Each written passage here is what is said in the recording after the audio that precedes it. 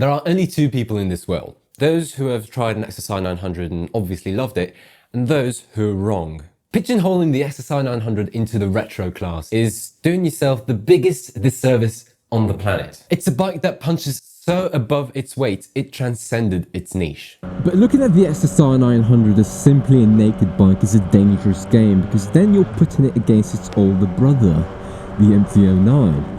Now that's biting the hand that fed you, because let's get one thing straight, this is based on an MT-09.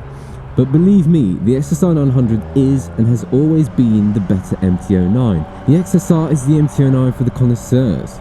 Suspension, looks, seating position, all are better. The engine and frame are the same, and holy pistoni are they special. It's the 11 herbs and spices, the whole secret sauce of this platform. So one thing at a time, what's the XSR900 like to own? And for that, we need an XSR900. Preferably a filthy one. Let's not beat around the bush, this is an extremely handsome bike. You know there's always that angle that you don't like and try and avoid? Not a single one here, and that's extremely rare for me. You can ignore the fact it's a beautiful love letter to UJM. Every bit of it is pure and well proportioned. And the 60th anniversary edition with the gold forks, or the later model with the gold wheels, woo! Yeah, I'm a sucker for gold, it's just how I am. And then you sit on the bike and what a damn good place to be. The seat is high, but not unreachable. The bar is wide. These two in combination give you a neutral road commanding position with lots of leverage. But unfortunately, we have reached the first of the niggles I have. These indents in the tank don't make any sense, and you'll be left wondering what the hell is wrong with your knees and why they don't fit there. They only make sense if you're leaning off the bike. Then your knees fit perfect. Annoying, but you get used to that, so I'll forgive it. Call it bias and favoritism. I call it my review, my rule. And then you start the CP3 engine, mud on, it sings, it whistles.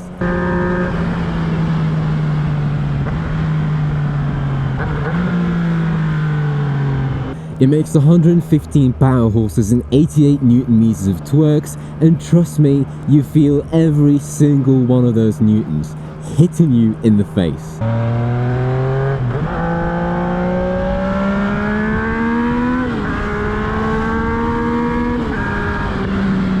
Every acceleration is addicting, no matter how small. This isn't a peaky sports bike that feels lethargic in town. You'll need a lot of restraint, because if you come here and treat the throttle like it's a 125 instead of something that's got a short wheelbase and is only a grom away from being a liter bike, your bank account and bones will answer for your sins.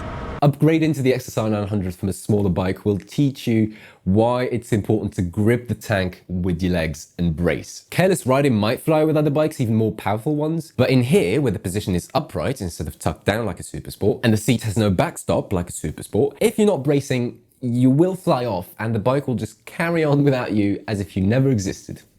Just like how Jebecca treats me.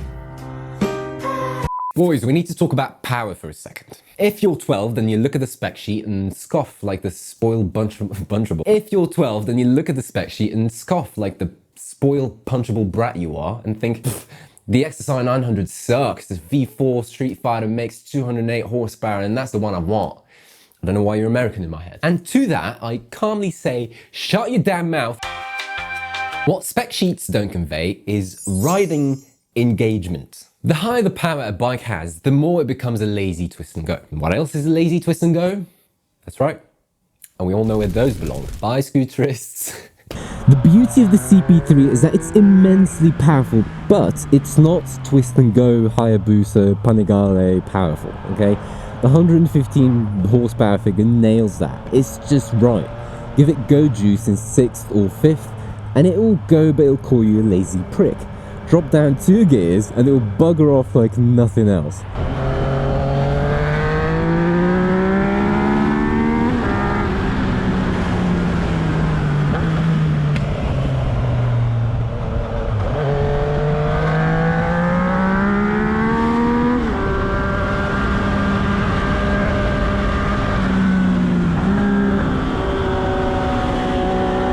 That's why I'm in love with the CP3. It's not obscenely powerful and it makes you lazy.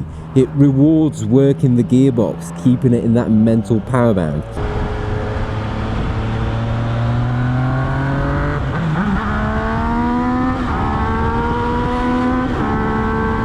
There's no quick shift or blipper, you either rev match it or the slipper clutch will send you a cease and desist. Do it all and it makes you feel like, I am a driving god! That's engaging in ways bikes 3 times the price and twice the power wish they were.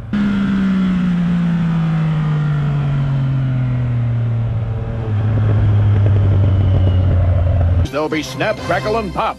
Uh-oh, here comes the inline 3 praise. This inline 3 is, I'm just gonna go ahead and say it, the best inline 3 in production right now. The end. First you sit on it and it's silky smooth. You get going and the torque and drive is immense. Get it to the mid-range and it snarls like a beast that's angry you work it up. And then that turns into an inline 4 scream. I still remember the first time I opened the taps on this, and I can confidently say that I cummed it, and I cummed it hard.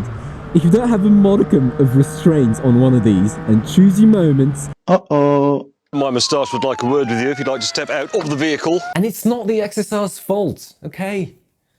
It's not.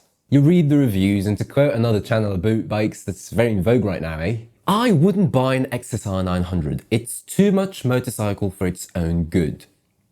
What the fuck? That's like saying I wouldn't want a one-night stand with Lisa Ann. The sex might be too good. You don't see anyone complaining about the MT-09 being too much motorcycle. But just because this one has got a round headlight up front now, oh no! Think of the children. Are you one of those people? Get the XSR900, okay? And stop pissing me off.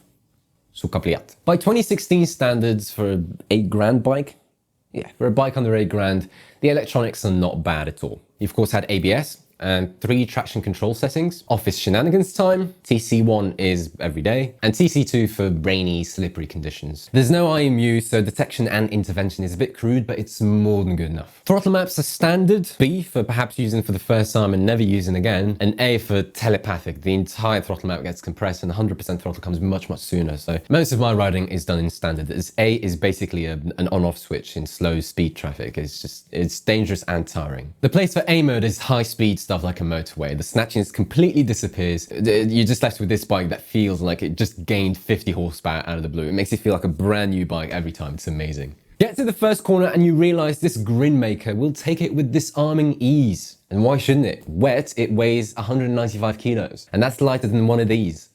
And these. That's good enough for me. The brakes are decent, but lack a powerful bite, which is fixable. The master cylinder is signed Brembo, but don't be fooled, this is still a street-oriented setup. The stiffened MT-09 suspension does the job well, but for my weight, I just feel it's a bit too stiff out of the box. It's only when the pace really rises that problems show up. There's just not enough weight on the front. Going full banzai on the way up of a mountain pass, this will teach you the meaning of steering vagueness. Now admittedly that's a really tough environment for any bike short of a supersport, but I can't deny the fact a Street Triple or a Duke 890 is a better handling machine. I mean, you can throw some money at the problem, which will fix the glaring issues, but it still won't be as potent as a Street Triple with the same upgrades, because the fast pace issues are deeply rooted. The headstock is too high and the suspension has very long travel, and then the ergos are too upright for serious track pace. Things that piss me off. The fuel gauge is insane and makes no sense. The first line takes forever to clear, but the last one fucks off in no time. It's bad enough the Imperial system exists. Now this, top speed is soft restricted to 132 miles an hour and you need a flash to get rid of it. But trust me, when you can barely hold on, you don't want to go that fast anyway. You can't change TC on the fly. It's not super practical, and the range of 130 miles makes it annoying to commute with. It doesn't come with a second license. Come on, Yamaha. And the thing that boils my fucking semen to infertility is how the dash is not centered. The one thing you look at constantly is wonky. Eat a dick, Yamaha. All things considered, the competition doesn't even get close to the XSR900. And whenever they do, all it has to do is play the price and reliability card. And that's it.